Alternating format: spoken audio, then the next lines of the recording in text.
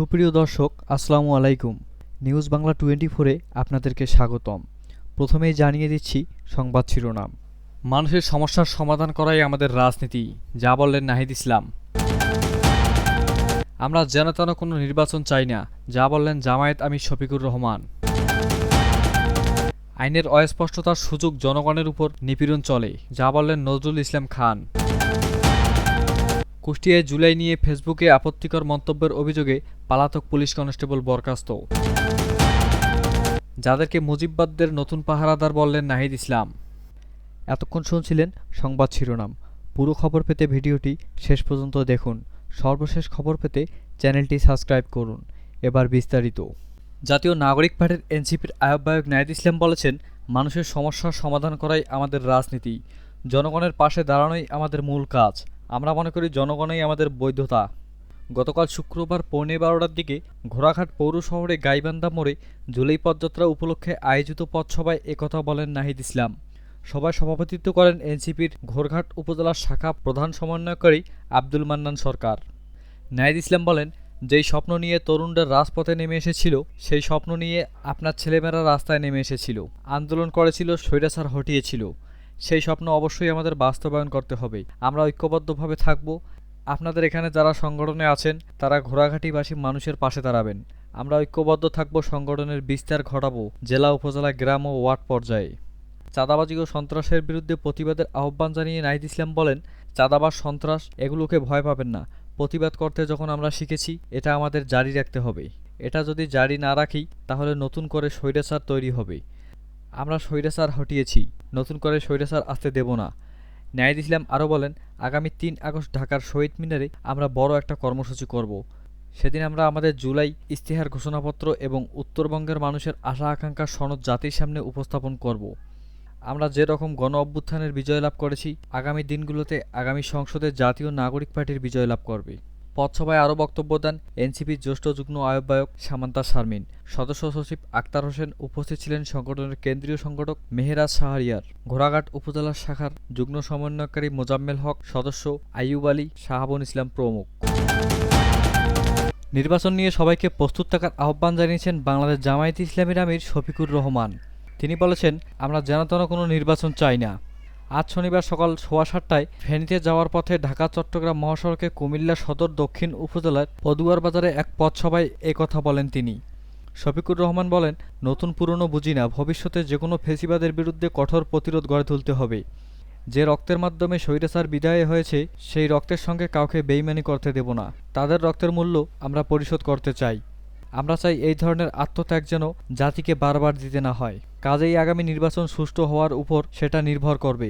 রাজনীতির নামে যারা অপকর্ম ও লুটপাট করেছে, তাদের সাবধান হতে বলেন তিনি, না হলে জনগণই তাদের জবাব দেবে। এর আগে আজ সকাল 7টার দিকে কুমিল্লায় আদর্শ সদর উপজেলায় আকেল খাসর আরেকটি পথসভায় জামায়াতের আমির বলেন, দীর্ঘদিনের প্রত্যাশা একটি সুষ্ঠু নির্বাচন। আমরা 14, 18 ও 24 মার্কা নির্বাচন চাই না। এ ধরনের কিছু আলামত লক্ষ্য করা যাচ্ছে। যারা এ ধরনের অপকর্মের চিন্তা করছে, তাদের জন্য আমাদের স্পষ্ট বার্তা, মানুষ রক্ত দিয়ে পরিবর্তন এনেছে, আবার প্রয়োজনে রক্তের বিনিময়ে পরিবর্তনকে সফল করব। এক্ষেত্রে এই জাতি কাউকে কোনো ছাড় দেয়নি, আমরাও দেব না। চাঁদাবাজ মুক্ত, দখলবাজ মুক্ত সমাজ গড়ে তুলতে আল্লাহর আইনের বিকল্প নেই বলে উল্লেখ করেন তিনি। কুমিল্লা মহানগর জামায়াতের আমির কাজী দ্বীন মোহাম্মদের সভাপতিত্বে দুটি পথসভায় সঞ্চালনা করেন মহানগর সেক্রেটারি মাহবুবুর রহমান। পথসভায় বক্তব্য দেন জামায়াত ইসলামীর কেন্দ্রীয় সহকারী সেক্রেটারি জেনারেল মাওলানা এটিএম মাসুম, কুমিল্লা জেলা দক্ষিণের আমির মোহাম্মদ শাহজাহান, উত্তরের জেলা আমির আব্দুল মতিন।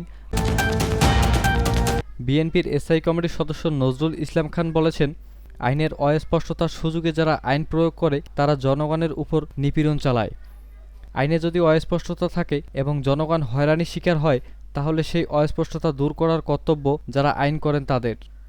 আজ শনিবার রাজধানীর ঢাকার রিপোর্টার্স ইউনিটিতে নাগরিক ঐক্য আয়োজিত এক সেমিনারে নজরুল ইসলাম খান এসব কথা বলেন। এতে সাইবার সুরক্ষা আদেশ 2025 কতটুকু সুরক্ষা দেয়, সে বিষয়ে আলোচনা হয়। নজরুল ইসলাম খান বলেন, যা যা পরিবর্তন করা প্রয়োজন ছিল, সেটা এই অধ্যাদেশের মাধ্যমে অর্জিত হয়নি। এই অধ্যাদেশে অতীতে যারা শান্তি পেয়েছেন, তারা মুক্তি পাবেন, কিন্তু ঘুরে ফিরে ওই একই বিধান আরেক জায়গায় রাখা হয়েছে, যাতে একই অভিযোগে গ্রেপ্তার করে শাস্তি দেওয়া হয়। এর চেয়ে বড় অযৌক্তিক বিষয় আর কি হতে পারে? অধ্যাদেশের বিধানে অস্পষ্টতা আছে। আইন করা হয় মানুষের জন্য, কিন্তু মানুষ তা বোঝে কিনা সেই প্রশ্ন রয়েছে বলে মন্তব্য করেন বিএনপির এই নেতা। এসব আইন মানুষকে জানানোর ও বোঝানোর জন্য রাজনীতি দল ও নাগরিক সমাজের প্রতি তিনি অনুরোধ জানান।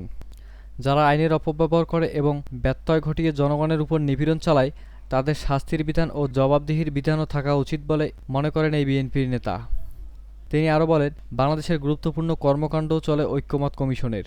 যারা আইনের অপব্যবহার করে এবং ব্যাঘাত ঘটিয়ে জনগণের উপর নিপীড়ন চালায় তাদের শাস্তির বিধান ও জবাবদিহির বিধানও থাকা উচিত বলেন এই বিএনপির নেতা।